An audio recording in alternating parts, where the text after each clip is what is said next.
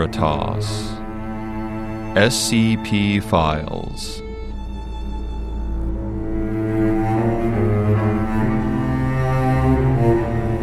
Episode 69. Reconstruction.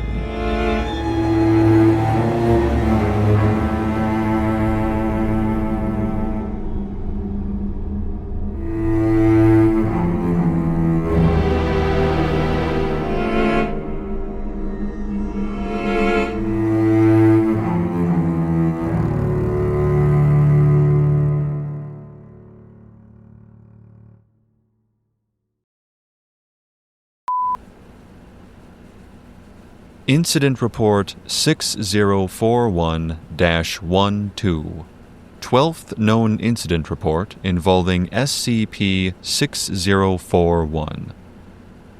Object Class: Euclid. Risk Assessment Level: Moderate. Careful handling and distance from Are We Cool Yet group of interest required. Reported by Nathaniel Keene, Janitorial and Maintenance Staff. Report date is unknown.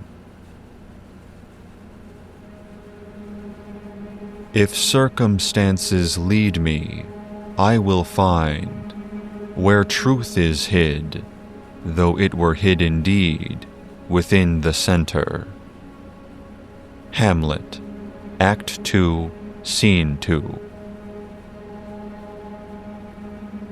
They told me it was a lift. Just a simple lift. Industrial, harmless, boring.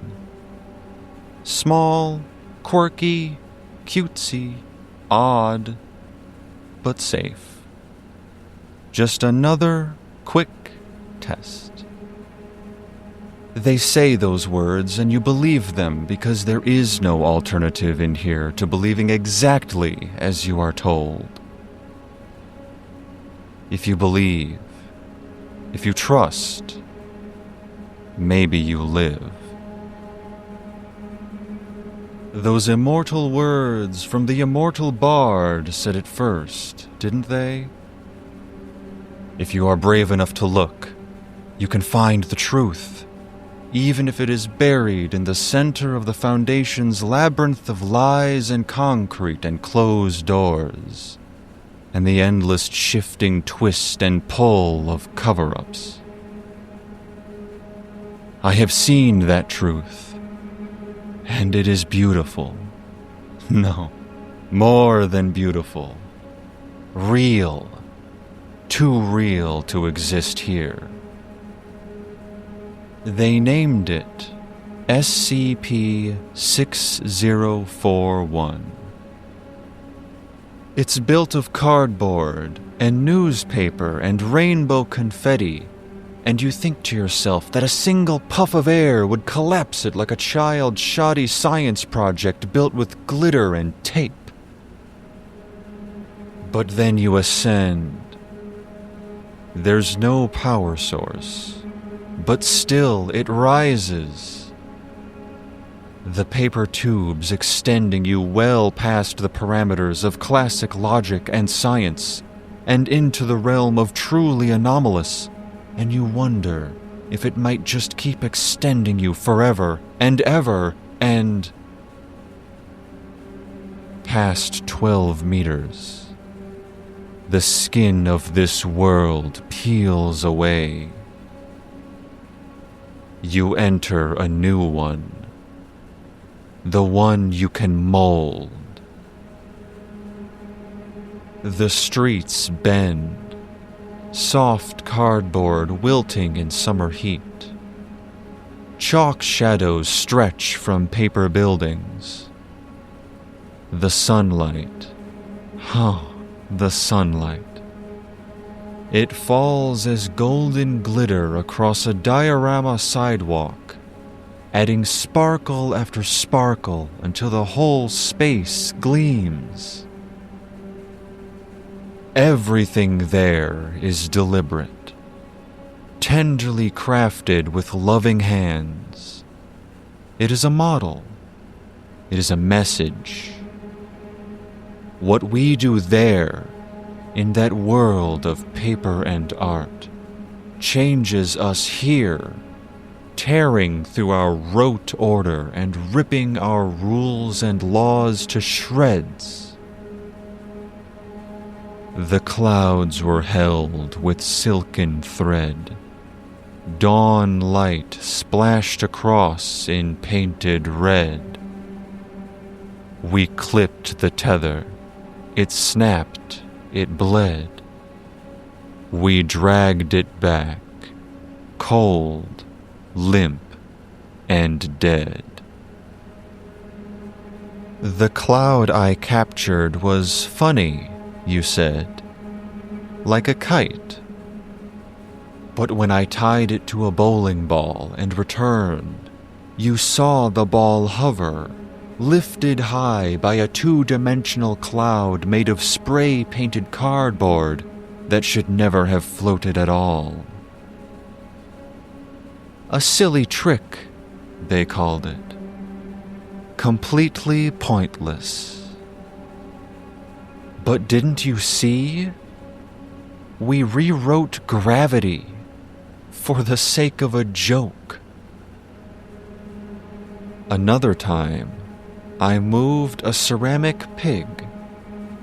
It was small, clay, nothing more than a shaped ball in my hands. It didn't oink or grunt. It was so easy to forget that here, in this reality, it was as alive as you or I. As I moved its little model round and round the diorama, the one here spun, twitching, dancing on my strings like a marionette. And when I dropped the model, by accident, yes, of course, the real one shattered. No blood, no sound, just shards.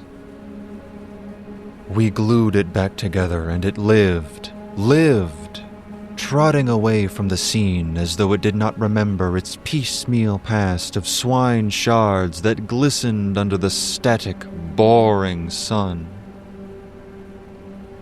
You told me to go higher, to follow the strings, find the top, see what holds the sky in place. Would the scissor arms multiply until we sat above everything? Glue and paper so far beneath us that all we saw was empty void and despair? I was afraid. I went anyway. It wasn't a choice. You made me break the sky. We pierced it. The atmosphere was naught but painted stars on a pane of glass. A theater. All the world's a stage, and all the men and women merely players. They have their exits and their entrances, and one man in his time plays many parts. Shakespeare, As You Like It, Act 2, Scene 7.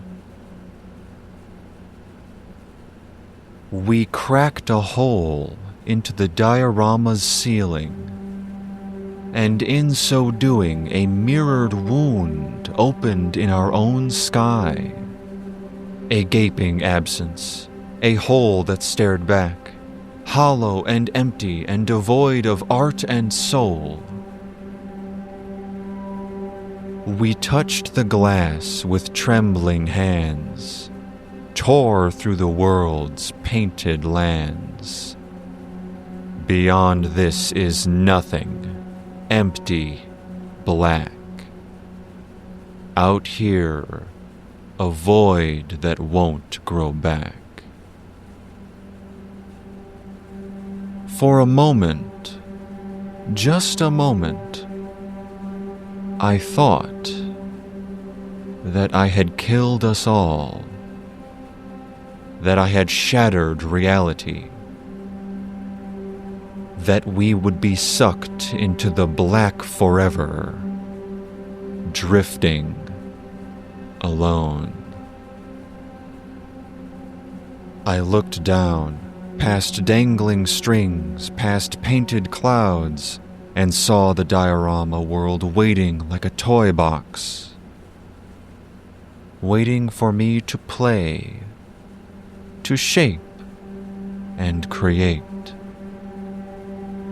Above, the tear yawned wider, glass edges fracturing and chipping away like peeling paint, and I thought, how easy it was, how easy it all had been.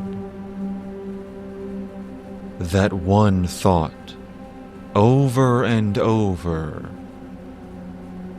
I broke the world.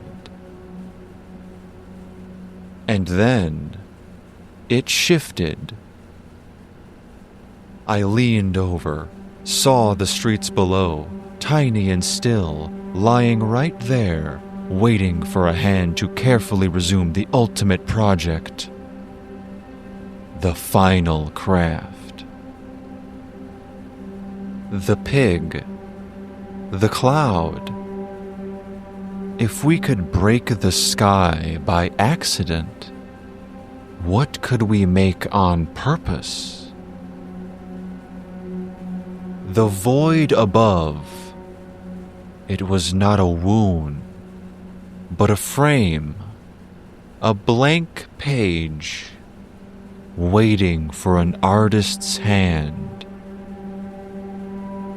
The Foundation called it SCP-6041-A. They had us patch it with paper and duct tape. It worked. The gap was filled, fixed with art. Boring art.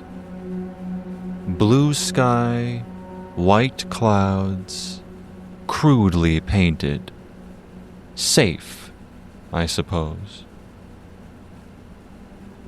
We could have had anything. We could have given the world a new sun, a myriad of moons, a ceiling painted with names, with faces, with abstraction. And they chose nothing. They chose to keep everything as it always was. That's when I understood. This is not a tool. It is a gift, a canvas. A skilled artist could redraw reality, remove the shackles, glue shut the pain, reweave tyranny into symmetry. But the Foundation, you push, threaten, demand, crush, blind to beauty. You don't even understand tape and glue. I told the artists, reached out to Aki. I don't regret it. Not even after what you did to me. Not even now. I wish I could have stayed, watched them sculpt it, fix it, use all their tricks to paint over that diorama, and in so doing repair the ills and stitch together the broken pieces of this world. You can redraw anything. If it's broken, repaint it. If it hurts, tape it shut. If it dies, fold it into something new. This world is shattered, shackled. That one is editable. Let Aki have the lift. Let them in. Into the truer world. Paper oceans, clay people, buildings that tear like wrapping paper. Where mistakes can be erased. Where science means nothing. Where art is the law. Where everything can be changed. Even the end.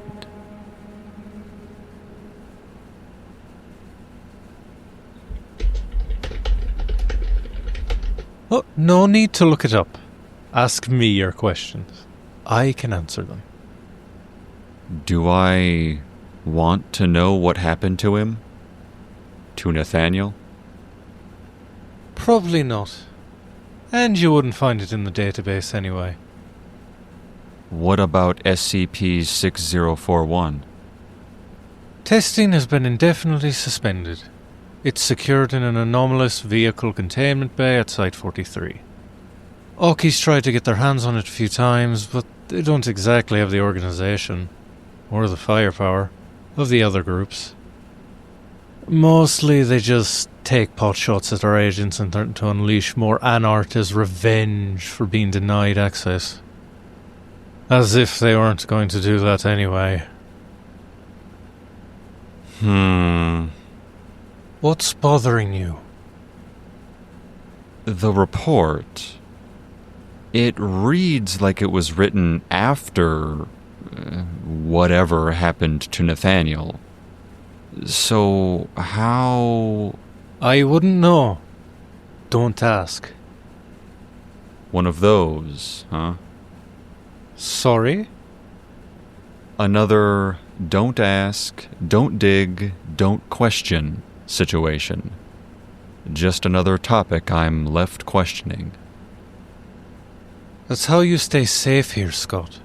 You start poking around, stepping out of line, and you become a problem to be handled. Take Nathaniel. The Foundation was perfectly happy to exploit him, even after he started acting strangely, showing signs of obsession with 6041. But once he crossed the line, passed messages to Oki and tried to leave. You've crossed lines before. Thanks for putting that on a recording for Miranda. I'll cut it. You know I will. And it's still true.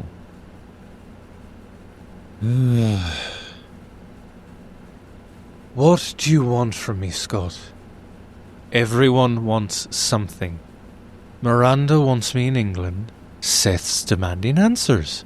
Mary wants me to leave. And now you and... whatever this is. I'm being pulled apart at the seams. I'm tired, Scott. So just spit it out already. What are you after? Am I free to leave? What? If I quit, just handed in my badge and walked out the front door, would they let me? No. No. You wouldn't be allowed to. Would you stop me? That's a very pointed question. Answer it. No, I don't think that I would, actually. Niall, please. Why am I so trapped here? So controlled? Scott, we all follow the same rules here. Secrecy, silence, containment. It's how the Foundation survives And I wish I could tell you everything. I truly do. But the cost. It wouldn't be me they'd come for. It would be Mary. I understand. I've told you before to look towards Miranda. She's the one sitting on your answers. All of them. I swear it.